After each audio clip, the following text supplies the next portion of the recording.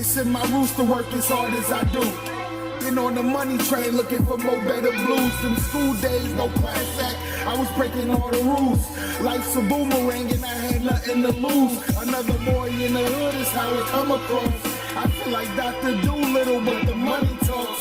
They yelling he got game, I'm not the wonder ball. This just some fresh soul food for every one of y'all. Yeah.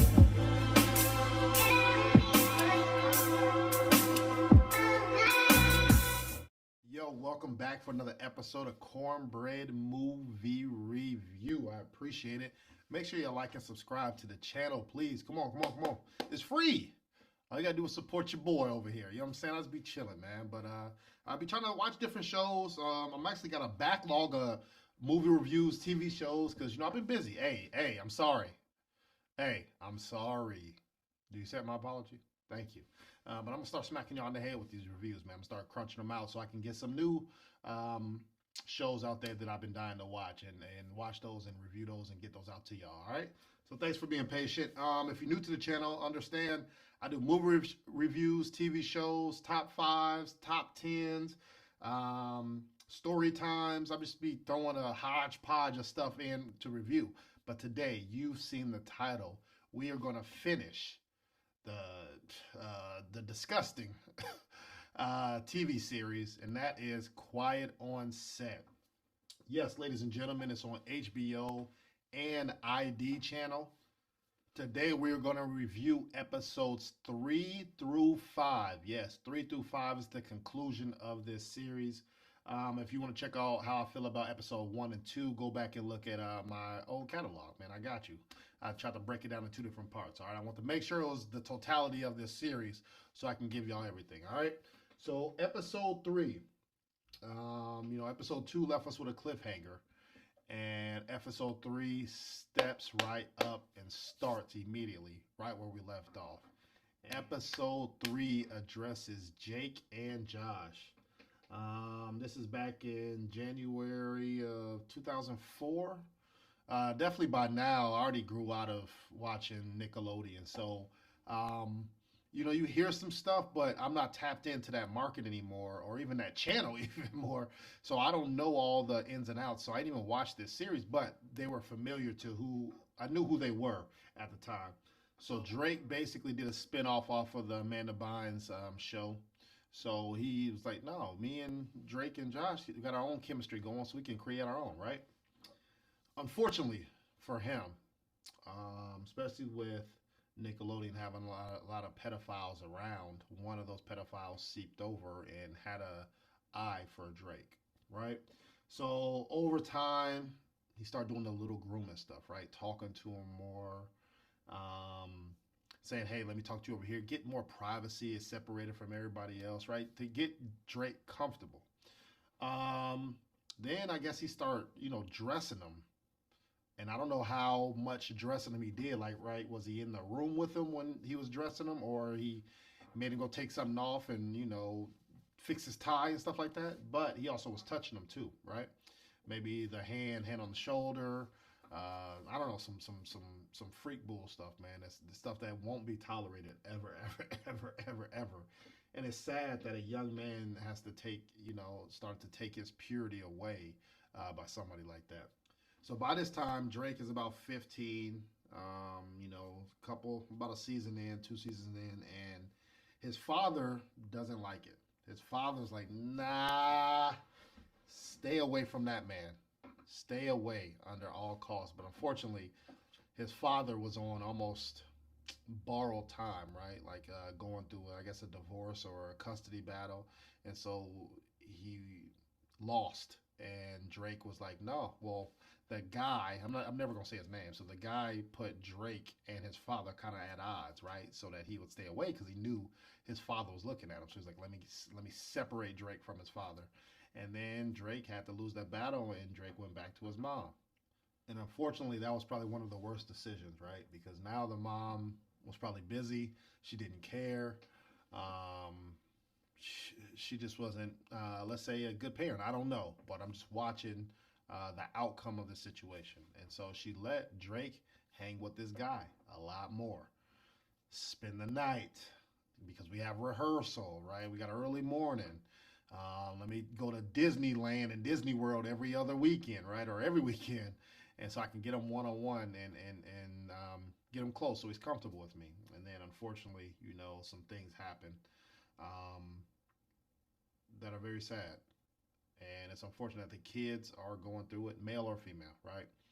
Um, but I want to give some kudos to two people. So kudos to the mom of Drake's girlfriend, right? He was like, well, I got to find a way to get away from this man. So let me have a girlfriend, spend more time with her, and hopefully he'll just leave me alone. That's not what happened.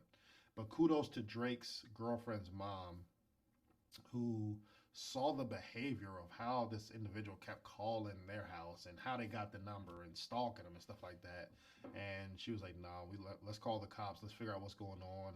Drake was happening, and Drake spilled the beans and told him what was happening with that. So kudos to her with her awareness, man, and just stepping up and being a great person, right? And then also, I want to give a shout out to Drake, man. What you did was very courageous. I know that's not easy.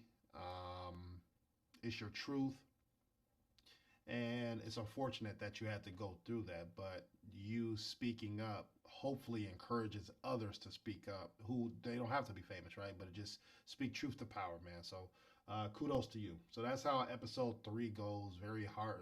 It was hard to watch, bro. Hard to watch. Episode 4 starts right after that, right? The man gets caught.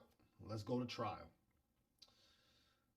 In trial, everybody's on that dude's side, right? All these famous people writing letters of how supportive they are, how he would never do that, how maybe he was taken advantage of, and he was taking this dude 15, but he got taken advantage of. And then with all that, I don't know if the judge bought it. Obviously, he did because they ended up giving that individual only 16 months, bro. 16 months, and then I guess become a registered sex offender. But then again, I guess they still could work in Nickelodeon, which is weird. That's only kids. So I'm sure Nickelodeon's cleaned that up since then. But while that trial is going, you have a lot of shows that are happening where you have this sexualized teenage like era with shows that are keep happening with Nickelodeon. And then the thing is, they were all white women. So that's becoming the trend in the popularity that these white young women are sexualized, they're attractive, they sell, people want to watch them, the viewership is up. But then what do you think that does to a black woman who sees that, right? That I can't even see myself on TV. Somebody that looks like me isn't wanted, right? I'm not sexy. I'm not beautiful. My ratings won't go up if they give me a show, and that discourages people to either go out and act, or having those producers even go find a black young female, right? Because like, why? It ain't gonna sell. I can go get this white comedian or this white. She's about to mature and put her on stage and on the TV set, and it's gonna blow up. So I saw that dynamic happening, and it felt kind of bad of saying that that's a bad time for the '90s. Was a bad time for, let's say, young black males and black females. So we fast forward to 2017. You got the Me Too movement starting to ramp up. Things is getting spicy for people. They knocking at the heads, doing time, canceling shows. The cancel culture was real. So with that, when that water was heating up, your boy Dan Snyder had to get out of there, bro. In 2018, he got dropped or let go. He said he never was fired, but I guess he said he found other ventures to do. But they probably made it very difficult. Either we fire you or you quit, right? So me, I'm fair though, bro. And in watching episode 4, we're not gonna speed past this, Drake. I just gave you kudos, Drake, for stepping up, saying your truth, leaving no detail, no stone unturned in episode 3. Episode 4, it seemed like you almost did the same thing or was grooming somebody to do the same thing, and that's not okay, bro. I understand a lot of pedophiles do hurt people because somebody hurt them at some past, right? So unfortunately, that's like the trend for a lot of people who do that. but that still doesn't give you a pass, bro. So you speeding past that stuff and then saying, "Hey, I pled guilty." But you didn't give detail to detail for that, right? There's a kid out there. I don't know if it's a male or female who has that same truth against you, bro. So I'm not gonna condone that, man. You gotta do a little bit better with that trait. Come on, bro. I can't overlook that, but then I you pull on my heartstrings on last episode, so we gotta do a little bit better. Um, that ends episode 3 and 4. And then 5 was like a couple weeks after this when this show took off, popularity going through the roof. People, Twitter was on fire, Instagram DMing certain people, certain cast members. I think even one of the cast members was like, "Hey, if I knew it was gonna be on ID, I wouldn't have said anything." But why not? It ended up making it to HBO, so it's like, come on, bro, like what's going on?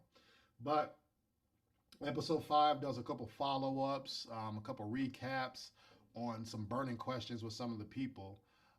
There was one dynamic that I said in episode 1 and 2 about Brian Herney, I think that's how you pronounce his name, and him and his mom having a bad relationship, and then watching the show actually brought them together. So it was great to see that on camera that hey, they found the origin of their problem with each other, right?